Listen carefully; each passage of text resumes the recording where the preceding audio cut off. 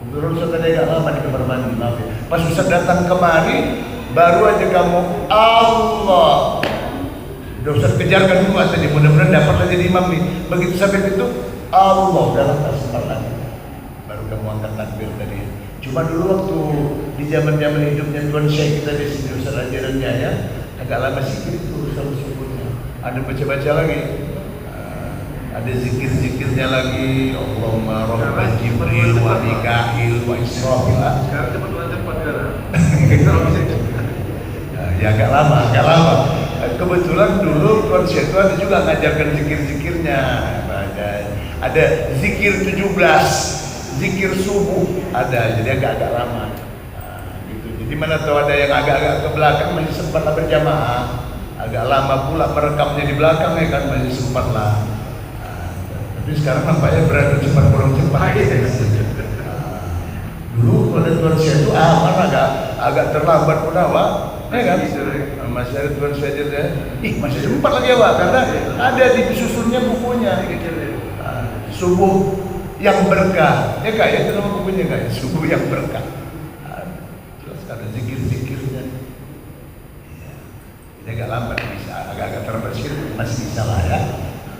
Cuma sekarang zikir-zikir yang diajari guru-guru kita itu udah pada hilang, udah tak lagi diamalkan.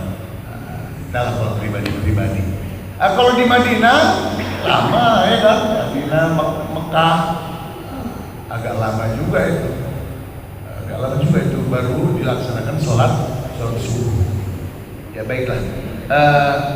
Sekedar masukan dari Ustaz ya. Lain tak apa aja tersinggung kamu.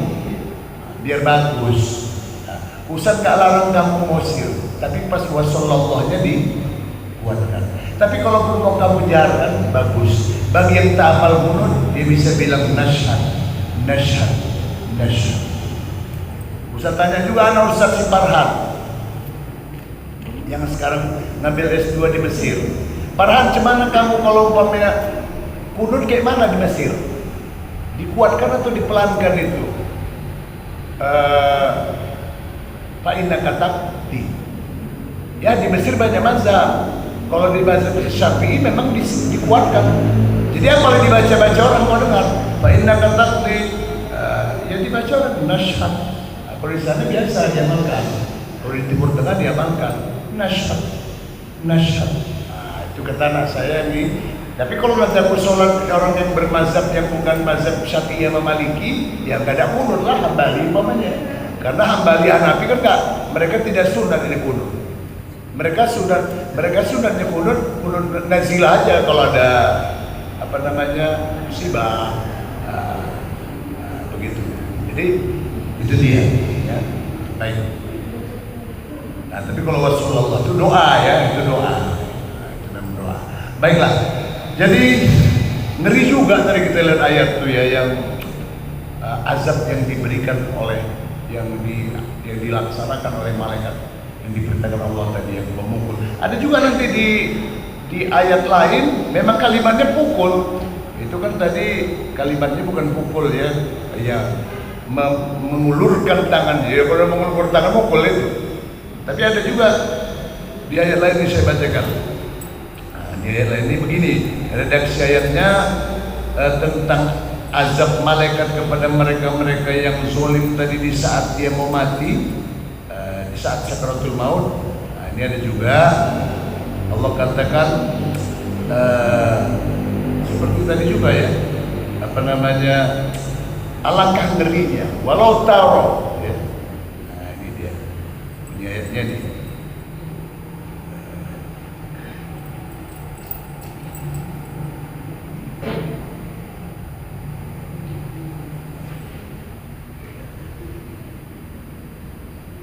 Ingatlah ketika kata Allah malaikat ya mencabut ruh orang-orang yang zalim itu ketika matinya. Dikatakan di ayat itu yadribuna wujuhahum. Ya, malaikat memukul wajah mereka. Wa adbaru, bukan wajahnya. Wajah dan adbar dari dubur. Dubur itu artinya belakang. Wajah dan belakang mereka diazab ya, dipukul. Yadribuna wujuhahum wa adbarahum.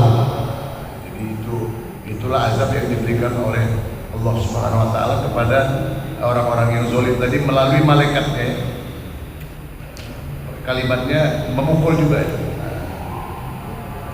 Baik, kita lanjutkan ya. Nah, ini dia. Oh, ini bunyi ini. Walau tara iz yatawaffal ladzina kafarul malaikatu yadribuna wujuhahum wa adbarahum.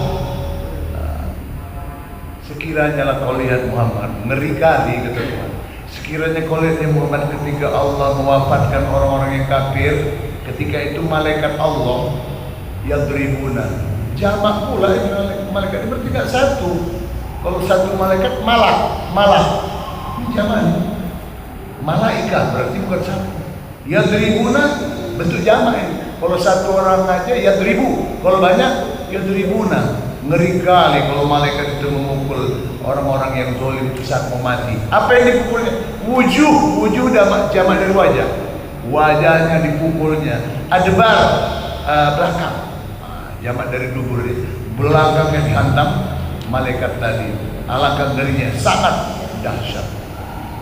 Jadi berarti ayat ini Allah menceritakan bagaimana dahsyatnya azab buat mereka-mereka yang zalim. Zalim ini bisa orang yang mensekutukan Allah, pokoknya orang yang ingkarlah kepada Allah Subhanahu wa taala. Kalau contohnya tadi kita baca di tafsir tadi model-model Musailamah al-Kadzdzab tadi yang mengaku-ngaku nabi. Pada akhirnya dapat azab dari Allah Subhanahu wa taala. Ya, baiklah.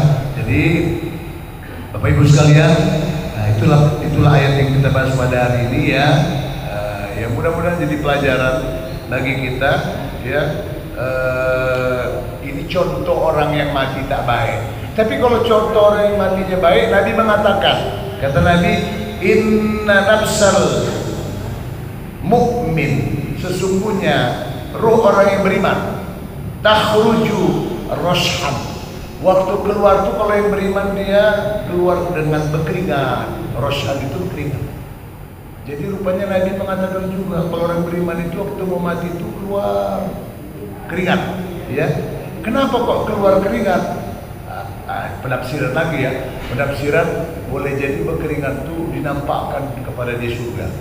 Begitu nampakkan ke dia surga, dia terkejut di surga rupanya berkeringat, kaget dia.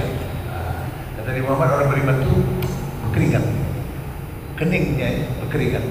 Wala uhibbu ya mautan, aku nggak suka kata Nabi Muhammad orang yang mati kamautil himar. Aku nggak suka orang yang matinya seperti himar. Kayak mana rupanya? Saya sahabat kil. Ada yang mengatakan, ya Rasulullah, wa ma mautul himar. Gimana rupanya mati seperti himar itu? Kau nggak suka mati seperti himar? Kata Nabi Muhammad, qala mautul faja'ah. Mati faja'ah. Maksud mati ini mati faja'ah ini mati yang terkejut, mati yang kaget dia. Karena ada juga orang mati itu, waktu mati itu apa dia? Ini saya dengar cerita juga nih Pak dari murid saya dokter. Cuma kebetulan dia ada di satu rumah sakit, banyaklah menghadapi orang mati. Ada ustaz katanya yang mati itu, katanya dari tempat tidurnya agak melompat begitu. Bukan melompat apa? Ya agak terangkat. Inilah katanya Muhammad. Katanya Muhammad, inna nafsal mu'min, sesungguhnya roh orang yang mukmin, takhruju, keluar, roshan, keluar keringatnya ya. Walau uhibbu mautan, aku nggak suka dengan orang kematian seseorang yang mautil himar, seperti matinya himar. Ditanya sahabat, kila ya Rasulullah, wa ma mautul himar, kayak mana mati himar tuh? Mautul fajah, mati yang terkejut gitu dia, kaget dia. Jadi kalau ada keluarga kita yang meninggalnya bagus-bagus, tanda baik juga lah itu ya Bu ya. Saya pernah melihat orang mau meninggal, enak kali mati apa? Ngejes betul deh. Ngejes. Kan ngejes seperti kalau tidur enak kali tidur kan mau keluar ngejes. Begitulah bapak tuh mati. Saya tanya, apa kelebihan bapak di rumah sakit Permata Bunda waktu itu? Apa kelebihan? Rupanya bapak ini Bilal mayat. Tapi yang model kayak bidan beranak tadi juga lah, ikhlas sekali dia jadi Bilal mayit. Pokoknya kalau ada orang mati datang dimandikannya, kasih duit jadi tak kasih sudah kan gitu ya. Jadi pokoknya menolong kafar kifayah. Pas meninggal, aduh mah nengoknya sedap Pak Tuh. Ya kayak mana orang kayak nanti dong. Meninggal. Ini meninggal bagus ya. Oleh kata Muhammad ini meninggal yang tak bagus ini seperti himar. Terkejut gitu ya, matinya himar. Baik, awak pun tak pernah pulang menengok himar mati, keledai. Kalau kambing lembu ada di sini, himar payah cari keledai di sini. Kalau ada nanti tengoklah kayak mana matinya himar. Berarti kaget juga himar itu ya, terkejut dia ya. Ya baik, sudah itu ada lagi informasi dikatakan oleh Nabi juga bilang al-mu'min yamutu, kalau orang yang beriman itu matinya bi'arokil jabin. Oh ini juga hampir sama dengan tadi ya. Arok keringat, jabin kening, keringat kening. Ya Nabi yang bilang ini ciri-ciri orang mati baik itu keringat. Kemudian ya itulah tadi beberapa hadis yang kita bacakan ya. Jadi ini tapi kalau orang-orang yang jahat ya, ini ada hadis Nabi mengatakan mamin abdin yastar'ihillah. Ada orang yang dikasih Allah dia amanah untuk mimpin rakyat dan mimpin rakyatnya, yamutu pas mati dia pemimpin tadi, yauma yamutu saat hari kematiannya, tapi rupanya dia wa huwa ghasyun. Artinya ghasyun ini curang. Waktu dia hidup rupanya curang, nopo aja, nipu aja dia. Nopo ile, Pak. Itu nggak tahu saya itu, pokoknya nipu aja dia. Nipu aja, bohong aja. Dan dia bohongnya tuh macam orang baik-baik pula ya kan. Banyak yang ditipu kata Nabi, dia ghasyun, rupanya penipu. Li ra'iyati, banyak kali rakyat ditipunya. Kata Rasul, illa, ini kalau mati kayak gini, pemimpin illa harramallahu alaihi jannah. Allah haramkan dia masuk surga. Haram untuk pemimpin yang seperti ini masuk surga. Yang dia nopo aja, yang dia nipu aja. Jadi ngeri juga ya orang-orang yang membohong seperti ini ya. Jadi apa namanya? Ini lagi ada lagi hadis laisa min wali ummah. Ya. Qallat au kasurat la ya'dil. Ini juga ini masalah pemimpin umat juga yang tak adil, la ya'dil fiha illa kabbahullah, melainkan akan Allah telungkupkan wajahnya ala wajhihi fi finnar, ditelungkupkan nanti di neraka. Kabbah itu dibalik. Jadi ngeri-ngeri juga aja bagi-bagi yang dikasih amanah mimpin ini tapi tidak adil. Ada kalanya di dunia udah diazab seperti siapa tadi kan, si Musa pengamal kitab. Ada kalanya di dunia aman, di alam barzah sana mungkin selesaikan malaikat, ataupun nanti di yaumil akhir, di hari akhirat. Yang baik-baik banyak kita lihat ya, contoh-contoh tadi yang tak rusak jasadnya, ada yang wangi aja, ada juga. Itu cerita yang di Palestina itu lah, yang di bumi Israel. Karena ada diwawancara TV One dokternya, ini sebelah saya nih, wangi kali nih katanya, harum kali nih baru di bumi Israel. Rupanya orang yang nggak tinggal sholatnya berjamaah itu, waktu kita lihat di TV One itu wangi. Ada yang bau kali, rupanya bau kali siapa tadi? Mustafa Kamal Atatürk itu kabarnya kalau ke sana itu harus ditaburi minyak wangi kita sama gaib. Taruh minyak wangi karena bau kali daripada kita muntah. Dan kabarnya pun dia waktu ditanam itu yang tak terima bumi itu ya, membal ke atas. Akhirnya katanya didatangkan batu sekian ton, lalu dia ditimpakan batu itu, maka di atas dia disemen orang telah mungkin. Sampai sekarang bau. Sampai sekarang sangat bau. Sama juga Abu Jahal tuh sampai sekarang bau bangkainya nggak hilang-hilang, walaupun sudah 1400 tahun lebih di situ dia, tapi baunya. Cuma waktu kami umroh itu belum sempat ke sana.